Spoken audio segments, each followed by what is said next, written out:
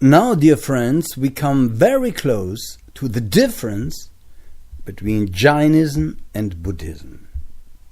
Jainas want to find the self. Buddha wants to find what the self is not and then detach from it. And this, as you will see, lead a Jaina to very high states of awareness, outer beings of the curved universe, but still into the samsara, while Buddha has escaped even that highest realm.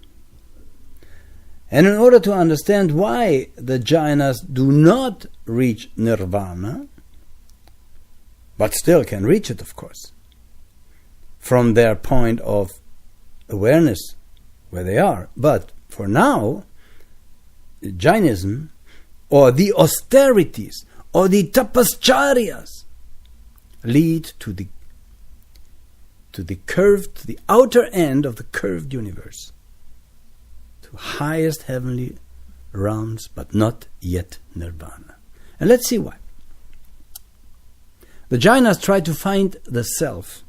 Book of Light and Divine Message from the True God teaches you cannot find yourself because you're the one who seeks. All you can do is to detach from what yourself essentially is not, what arises and passes away. So you cannot be that, because otherwise you would not be aware of the arising and passing away. Let's get back to the austerities of the Jainas. And they are famous for their austerities. Let's get to the naked ones. There are naked ones and clothed ones. The naked ones are naked, and the clothed ones have white clothes mostly. Yeah. Now there is, during a Pariyusana, every year, there are holy days of Pariyusana. All of the Jainas, there are monks and nuns and householders, and therefore, they will all perform very hard and strict austerities of various types. Some go in and fast for months. Dear friends, I fast every year. I fasted until now 30 days. No food. Under medical observation, only water and lemon juice and tea and 4 hours physical activity, sports, and no food. And it's possible. But he doesn't need much. Now let's see. Tapascharya. All of them, monks, nuns, householders, and so forth. Some fast alternately throughout the year. Now even children, teenagers, and so forth are involved in that, ranging from a day to a week, and so. And some end their life by salakana, ritual suicide. They voluntarily renounce everything, including water, food. They go into deep spiritual contemplation, santara or samilekana or salakana. Now the Lord Mahavira himself, he underwent severe austerities, various types. For 12 years. He earned the title of a Mahavira, meaning great warrior.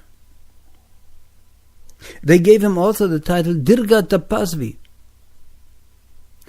one who has carried out hard austerities. Dear friends, the Buddha did all that. He carried out hard austerities with his Jaina guru, with his Jina guru. He discovered in his meditations they only lead me to the curved end of the universe and not to nirvana. He left his guru. He left him. We know the story. He ate again. He memorized his time as a little boy under an apple tree.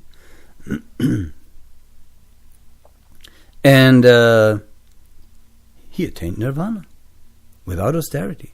Of course, all the time, no sex. Don't let anyone tell you that you can do that when you go the radical way, by having sexual activities. The Buddha said, who has sex is not my monk and my nun. Of course, he taught also the middle path. When concerning the householders, yes, you could have sex, but, everything in moderation.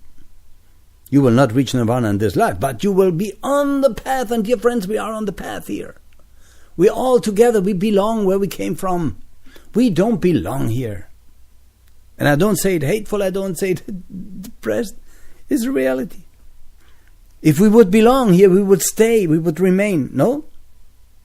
Back to the Jainas.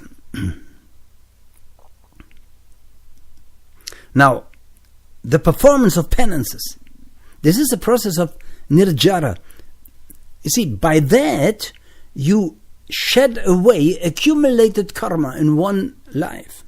That may also lead to extreme suffering, you know that? Because the karma of many lives, which is portioned for the person, may be thrown on you in one life. Now, when you are somebody who follows those austerities, you know that you will be taught by the jina that may happen. There's something else which is very important, and many laypersons don't understand it. Neither Lord Mahavira nor any of those who followed him and who interpreted his doctrines, none of them have taken the doctrine of tapascharya as only a physical exercise, a matter of demonstration, or for publication, for publicity, for the outer world. And it is an insult if Jainism, as an insult of Jainism, an insult of Jainism, when you give publicity and celebrate the occasion of such penances. What is the fundamental principle? We have to go deep into that, dear friends, to understand the different approach of the path of Buddha and of the Jaina. Now, the fundamental principle is bhava. Svabhava is also essence. In that case, it is an emotional awareness to renounce. Unless you don't have such a bhava, all those penances and austerities are just physical exercise. They have no value, not much value. Maybe you become healthier by fasting, you know what I mean? You release the poison from your body, and you are then again there to enjoy physical life again. That's not the idea. That's not the idea. This is the idea of the worldly people, and I did that for a long time, of fasting to be able to then enjoy physical life more. This has nothing to do with Jainism. This is only a side effect, see, that may happen, but this is not the goal. The goal is not to return into the body. This is why they detach from the body. And if you don't have that goal, it's just a sort of a crude exhibition of bodily power. See, to withstand hunger or thirst. Well, I did that for a couple of years, 30 days in a row. Okay, but there was not yet this spiritual behind it. I did it in order to become physically more active. This is a way, but it's not the way. It's also not the way of Buddhism. I understand that today. You see, I should have used that chance while I fasted to become aware of that. The inner aspect of penances, see, is emphasized in Jainism. But the the importance of external penances is not underrated, because this external austerity involves physical endurance and renunciation of something perceptible. What is the internal austerity, dear friends? It involves the control of mind. Mind control. You control your mind. See what? In soul breath meditation, you even think no more. Cogito ergo sum, this Latin word, I think, therefore I am, does not apply. You can stop thinking and still you are. So thought leads to no thought. And we have to go deep into this, because we will then jump to Buddhism and see why the Buddha followed that path that I'm talking here about. He followed it. He did it. He did it all. He did it all. Let's look at the term abhyantara. That means something that emanates from within. Bahya, outward. See? Abhyantara emanates from within. We have a yoga sastra from Acharya Hemachandra. He says,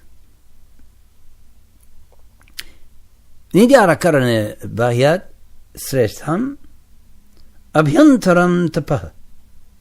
Abhyantaram tapah. That means, for the purpose of niryara, abhyantara tapa is better than bahya.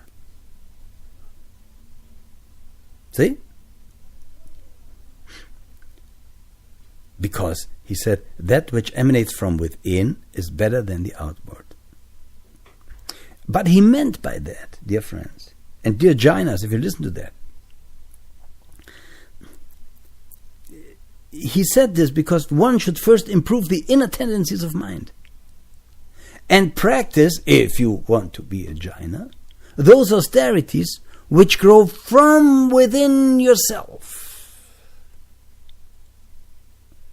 If you only practice outward manifestations unaccompanied by mental and emotional growth, it's hypocrisy and cheating.